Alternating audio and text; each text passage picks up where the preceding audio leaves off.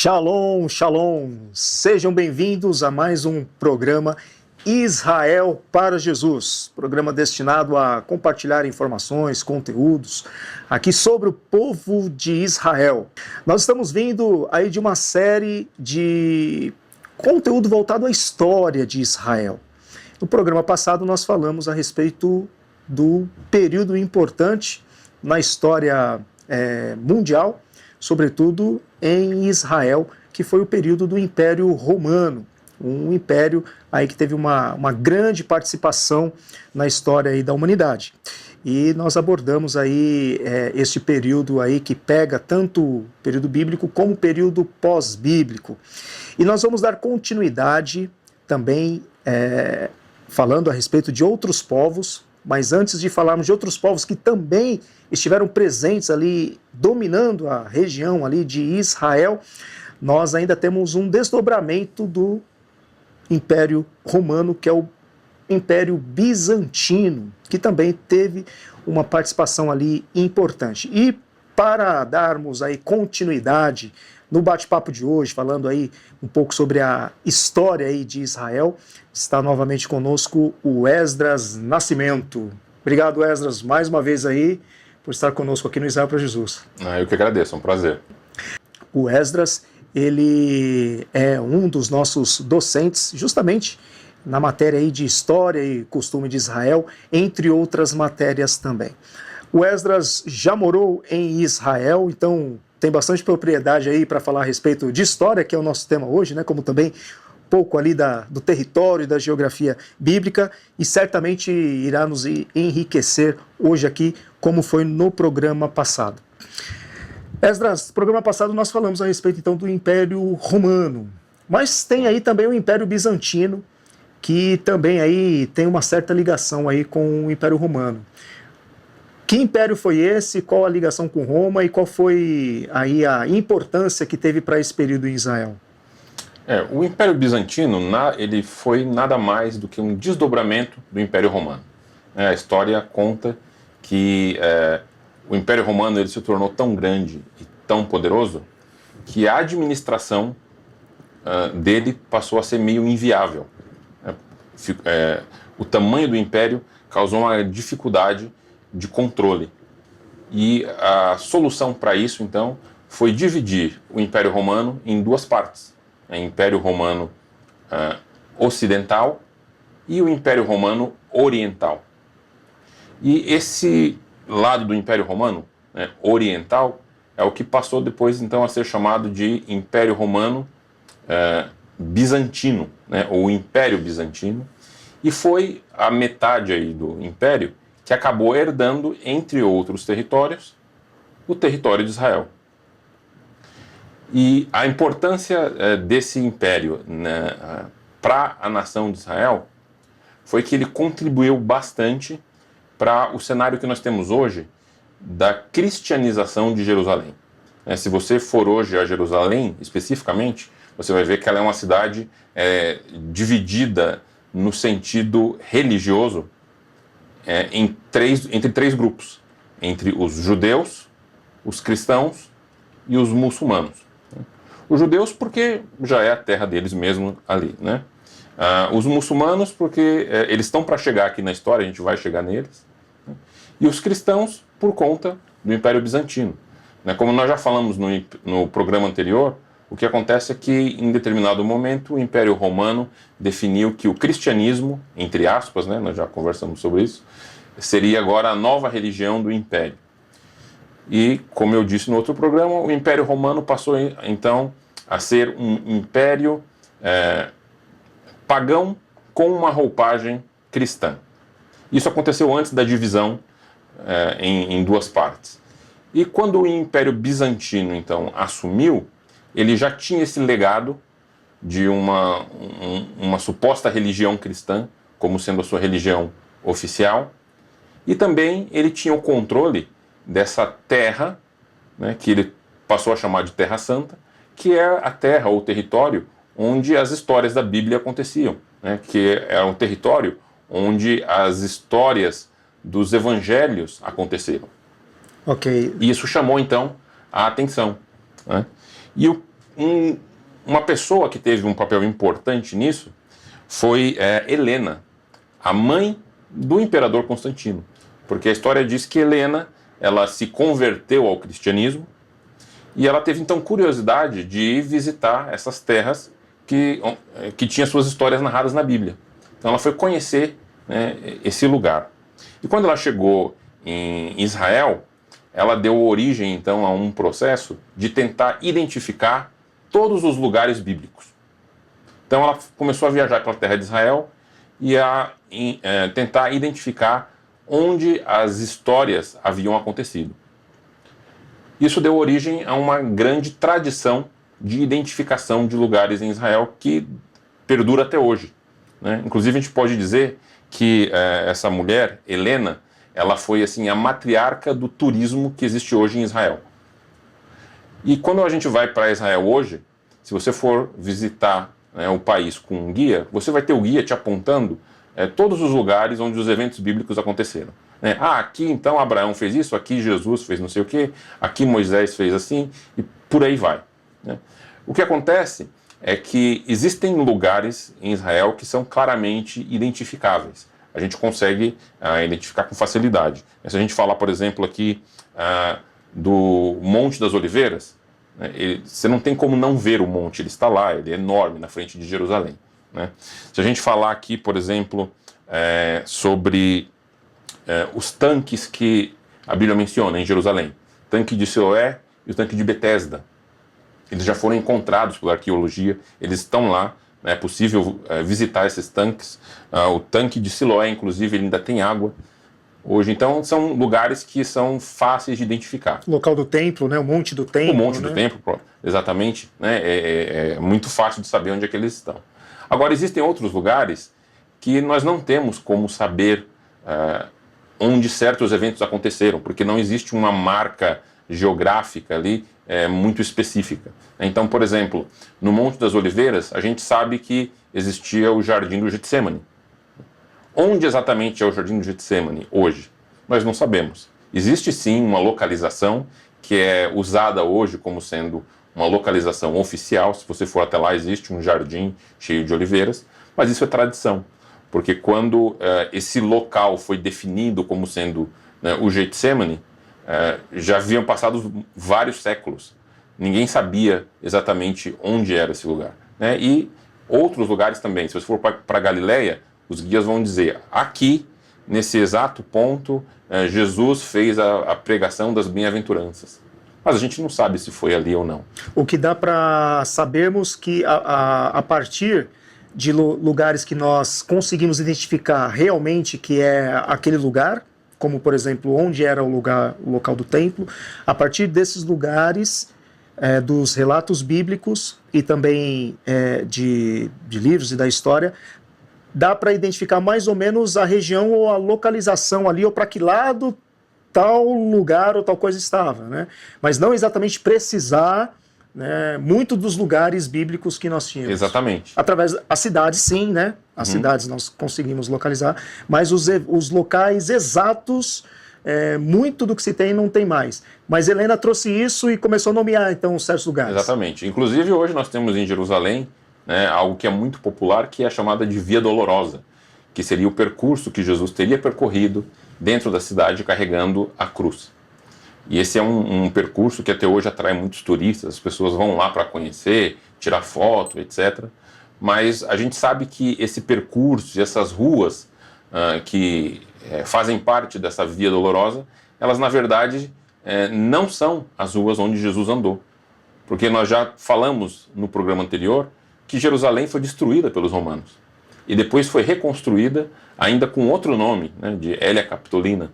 Então, esse é, por exemplo, um exemplo de um atrativo turístico ligado à Bíblia que não é verdadeiro. E aí, isso aí fica por conta da tradição. Tem até algumas paredes, né, que está desgastado, né, de tanta mão do pessoal que vai, né, e coloca a mão e começa a se comover, a chorar, achando que realmente ali, naquele lugar, Jesus colocou a sua mão, carregando a cruz, caindo no sofrimento. Sim, hoje em Jerusalém... Vira uma idolatria, né? Na Via Dolorosa existe uma parede específica, como você falou, ela é desgastada, e a tradição diz que ela é desgastada porque naquele ponto Jesus se apoiou quando ele estava carregando a cruz, né? Muito do que se tem hoje dentro da tradição católica, né, de veneração por objetos e por coisas, também vem por conta aí de Helena, por se apegar a questões materiais e de repente trazer uma questão espiritual e religiosa. Sim, sem dúvida nenhuma. Inclusive é atribuído a Helena, né, o feito de ter encontrado a cruz de Cristo. Então, pensa bem, muitos séculos depois, né, ela em teoria teria ido a Israel nessa viagem para conhecer a Terra Santa, e lá ela conseguiu encontrar e identificar qual seria a cruz de Jesus, né? E aí as pessoas pegaram esse pedaço de madeira e começaram a quebrar e a vender, né, para ter relíquias religiosas. Mas a gente sabe que isso tudo é tradição, isso não é verdade, né? Isso não é real. Mas essa então acabou sendo, vamos dizer assim, a principal contribuição do Império Bizantino para a terra de Israel, porque a partir daí muitas igrejas foram construídas, em especial uma igreja que é chamada da Igreja do Santo Sepulcro, que foi construída num local onde Helena haveria também identificado o ponto do Gólgota, onde Jesus morreu e onde ele teria sido sepultado, né? Nós, como evangélicos, nós não aceitamos essa localização, porque até mesmo geograficamente, historicamente, a gente percebe que ela está meio fora ali da descrição bíblica, mas existem muitas igrejas, outras denominações que não são evangélicas, né, como a Igreja Católica, a Igreja Copta, a Igreja Ortodoxa grega, a Igreja Etíope, que acabam reconhecendo essa Igreja do Santo Sepulcro como o local verdadeiro da morte e sepultamento de Jesus. Muito bem. E então, passado o Império Bizantino, a gente caminha aí alguns poucos anos, a gente já entra num outro período aí da história, já tendo um outro povo aí que já está dominando aí, que são os árabes, né? Que nosso título aí do programa de hoje, o domínio árabe e do domínio europeu também. Mas não poderíamos chegar aqui sem passarmos pelo Império Bizantino, que é o que a gente acabou de ver. Que ano que acontece então essa tomada dos árabes? Como que surge isso aí? Aí a gente já tem aí novos protagonistas aí, né? Sim, a gente até hoje vê, né, na televisão, né, o conflito de Israel com os árabes, etc., pela terra, e vem desse período aqui, né? No ano 638 depois de Cristo, os árabes assumiram o controle então ali da terra de Israel. E esse controle, na verdade, eles tomaram até de uma forma pacífica, não houve uma guerra de conquista, né? Porque nesse ponto o Império Bizantino ele já estava meio enfraquecido em várias frentes, e quando os árabes chegaram ali na terra de Israel, né, liderados pelo califa Omar, os bizantinos perceberam que eles não conseguiriam resistir ao ataque dos árabes. Então eles conseguiram negociar ali uma transferência de poder na terra de Israel, em especial em Jerusalém, e aí os bizantinos tiveram que sair, claro que a contragosto, mas eles não tinham opção, e entregar isso para os árabes. Então o califa Omar tomou o controle de Jerusalém, e os árabes ficaram ali por muito tempo. E eles fizeram isso porque na religião muçulmana, Israel tem também a sua importância, mais especificamente Jerusalém. Jerusalém tem sua importância e é considerado pelos árabes como, e pelos muçulmanos, né, em geral, como uma cidade sagrada.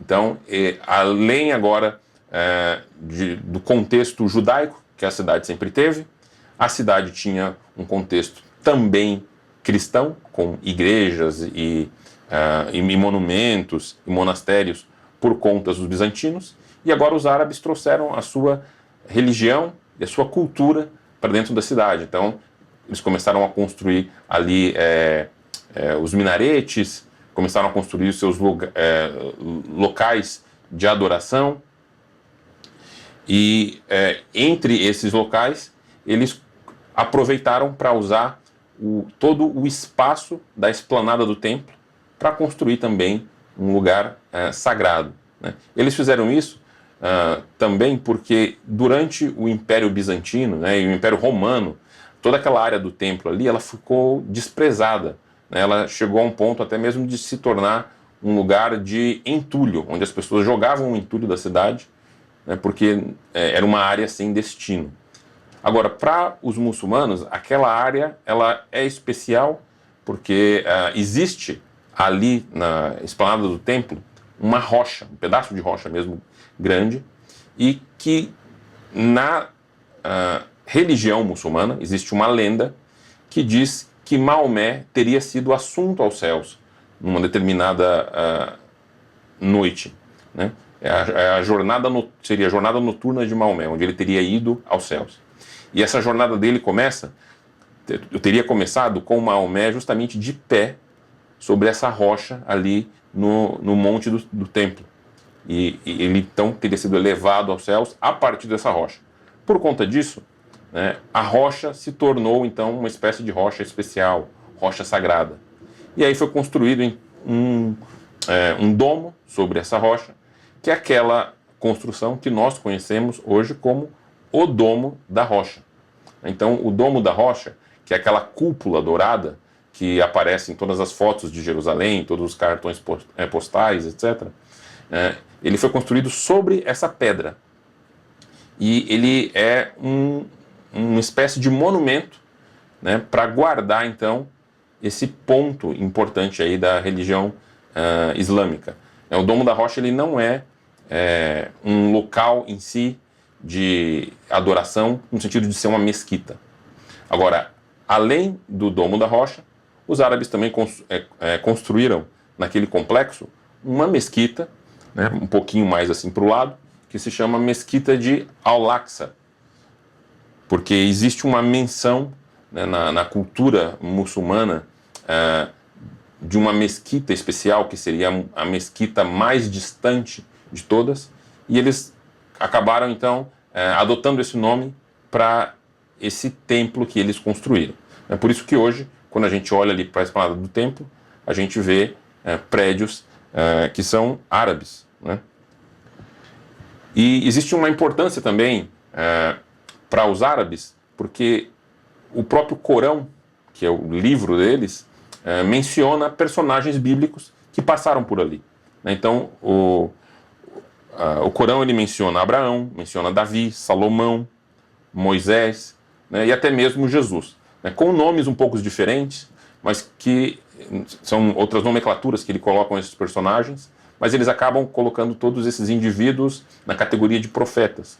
Então, por conta disso, a terra de Israel é importante para eles. E o que acontece depois, mais para frente, é que nesse primeiro momento, quando os árabes eles então passam a dominar Jerusalém, eles se mostram até bastante tolerantes com os cristãos e os judeus, né? E eles permitem que os cristãos e os judeus utilizem a estrutura que existe lá das suas religiões, né? Então eles passam a conviver.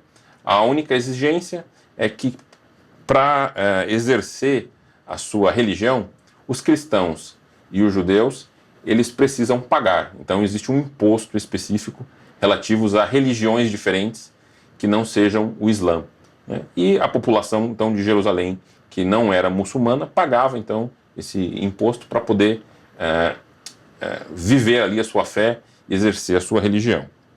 O que acontece é que mais para frente, no ano 1009, um novo califa ali toma o poder, né, ou chega ao poder dentro ali do contexto dos árabes. E esse novo califa, ele já pertence a um outro grupo, ele não é tão tolerante assim, e ele acaba oprimindo um pouco mais os outros grupos, e inclusive ele passa a destruir as igrejas dos cristãos, né, e ele manda destruir essa igreja do Santo Sepulcro, que até hoje ela ainda é considerada uma das igrejas mais importantes dos cristãos em Jerusalém. Então essa igreja ela foi parcialmente destruída durante esse período. Só que enquanto isso está acontecendo ali, né, na Europa, a gente agora já parte ali para a Europa falando dos reinos da época da Idade Média, né, daqueles reinos mesmo com rei, castelo, rainha, etc., né? A gente tem ali esses reis que também se identificam como cristãos e eles estão olhando tudo isso acontecendo em Israel. E isso nós estamos falando em que ano aproximadamente? Datas próximas, né? Mas aí estamos em que ano? Sim, aí a gente já está chegando por volta do ano 1090.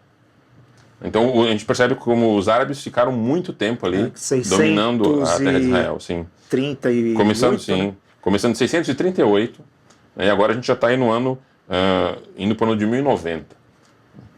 E aí nesse ponto, então, o Papa Urbano, ele percebe o que está acontecendo em Israel, e aí, por outras questões também, ele decide que Israel deveria passar agora para as mãos da Igreja Católica.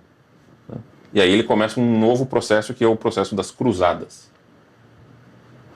E o que é? Isso foi o quê? Um movimento? Isto era algo organizado como as outras nações que chegaram e tomaram o poder? Como é que foi esse movimento aí de cruzados e por que esse nome, Cruzados? E de fato eles conseguiram então dominar Israel depois dos árabes? O movimento das Cruzadas foi um movimento militar, mas que na verdade ele tinha um contexto religioso. Ele não era um movimento militar que pertencia a um país ou a um grupo específico. Mas estava ligado ao catolicismo. Ele estava ligado à Igreja Católica. Né? O Papa, então, Urbano, ele convocou essas cruzadas, e quando a gente diz que ele convocou as cruzadas, ele não estava falando só com o povo em geral, ele estava falando com os reis da Europa, porque nessa época o Papa mandava nos reis. Né? Os reis obedeciam aquilo que a Igreja determinava. E ele, então, começou esse movimento de cruzadas que foram levas de ataques militares à terra de Israel. Porque foram várias, né? Por isso foram cruzadas. Várias, por isso cruzadas, isso no plural, certo? Então, houve a primeira cruzada, que foi do ano 1096 ao ano 1099. Né? E essa foi a primeira cruzada e é a que foi assim mais bem sucedida, porque ela foi até a terra de Israel e atacou os árabes, e meio que ela pegou os árabes desprevenidos até. Né? E eles conseguiram chegar até Jerusalém. No caminho para Jerusalém, eles foram matando um monte de árabes, um monte de judeus. Eles mataram os árabes porque eram os inimigos. Eles mataram os judeus porque tinham sido os assassinos de Cristo. Era isso que eles diziam. E, inclusive, eles mataram até outros cristãos, porque havia grupos cristãos naquela região também, ainda que eram uma herança lá do Império Bizantino, mas esses cristãos, eles não tinham cara de europeu, eles não se vestiam como europeu, então eles, na sua ignorância, não sabiam identificar esses grupos e mataram supostos cristãos também. Né? E eles conseguiram chegar até Jerusalém, eles tomaram ali a terra e tiveram um controle durante um tempo. A verdade é que tanto os árabes como outros grupos muçulmanos que estavam ali pela região, eles reagiram diante disso. Então, os europeus que se estabeleceram em Jerusalém ali como cruzados, né, e eles usavam esse nome de cruzados justamente em referência à cruz de Cristo, esses grupos eles ficaram em constante conflito com os muçulmanos que estavam ali naquela região. E por conta disso foi necessário mandar mais cruzadas para mandar reforços para aquele pessoal da primeira cruzada que foi até lá. Então eles mandaram uma segunda cruzada em 1147 para tentar reconquistar territórios, não conseguiram, falharam. Eles mandaram depois uma terceira cruzada para combater um sultão então, que chegou ali naquela região, que foi o sultão Saladino. Eles tentaram lutar contra Saladino, mas também não conseguiram, foram derrotados. E por fim, Saladino conseguiu retomar Jerusalém e, consequentemente, toda a terra de Israel dos cruzados. Então, eles acabaram sendo derrotados. Né? E existe, inclusive, uma história triste em todo esse contexto aí, porque num momento de desespero, os cruzados tiveram a ideia de realizar uma cruzada só com crianças. Porque a Bíblia diz, né, o Senhor Jesus disse que o reino dos céus pertence aos pequeninos, nós devemos ser como crianças, puros. Então eles entenderam que se eles criassem um exército só de crianças e mandassem para combater os muçulmanos, eles seriam vitoriosos e reconquistariam Jerusalém. É claro que isso não aconteceu, essa foi uma história trágica, porque um grupo enorme de crianças foram, a história não tem os números exatos, mas calcula-se que mais de 10 mil crianças foram para a terra de Israel e nunca chegaram lá. Se perderam pelo caminho, foram mortas, morreram, e a maioria foi capturada e vendida como escravos por outros grupos. Então, uma história trágica aí envolvendo crianças. Então, o que acontece aqui é que no fim desse processo, o sultão Saladino, então, toma a cidade de Jerusalém e, de fato, ele derrota os cruzados. Então, essa foi a participação dos europeus na terra de Israel por um tempo, mas que acabou não sendo muito longa se comparado a outros grupos.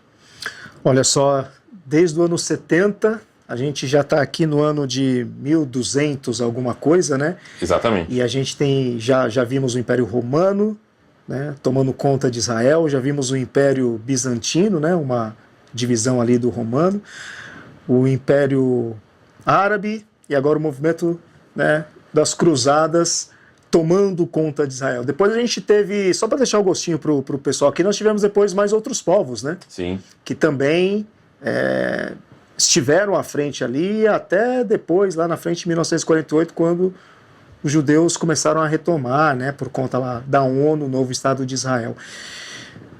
Bastante tempo aí, bastante povos aí, né, que Sim, com certeza. acabaram aí dominando aí a terra de Israel.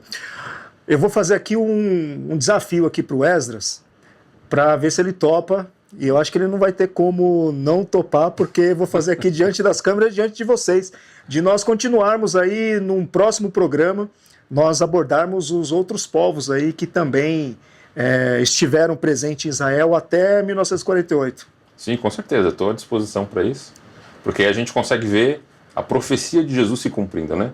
De que os gentios estariam constantemente pisando em Jerusalém. E é isso que tem acontecido até hoje. Ok. Esdras, temos aí 2 minutinhos para a gente encerrar.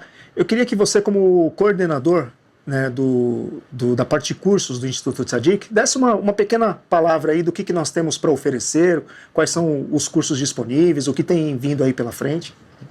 Sim, nós temos alguns cursos disponíveis no momento, né, cursos em vídeo que você pode adquirir pela internet no site do Instituto Tzadik, da Academia Tzadik, e nós estamos preparando mais coisas. O Instituto Tzadik ele tem um curso muito amplo de estudo bíblico, que durante anos foi um curso presencial, né, mas que agora nós estamos adaptando completamente para que ele seja totalmente virtual, né, no modelo de ensino à distância.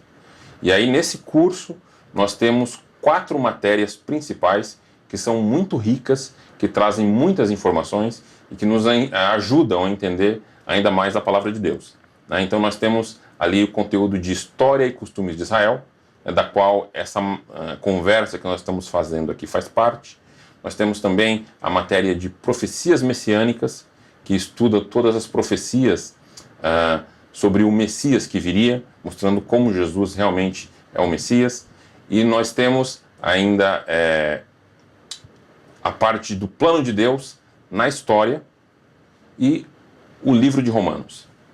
Inclusive, esse tema, né, dos povos dominando Israel, é parte, né, de uma das aulas aí desse curso que estamos aí desenvolvendo, né, de forma virtual, mas com detalhes, com imagens e tudo mais, né? Exatamente. Muito bem, então você pode acessar aí o conteúdo, né, através das redes sociais e do site institutotzadik.org, academiatzadik.org, e também no Instagram, e você pode aí ter acesso ao que nós já temos disponível e ficar atento aí para as coisas que nós estamos preparando, que logo, logo estará aí à sua disposição. Esdras, muito obrigado mais uma vez por mais um programa aqui no Israel para Jesus. Eu que agradeço, muito obrigado. E nós queremos agradecer pela sua audiência, por estar conosco também, acompanhando aqui até o final deste programa, e quero me despedir de você, dizendo shalom, shalom, e até o nosso próximo programa.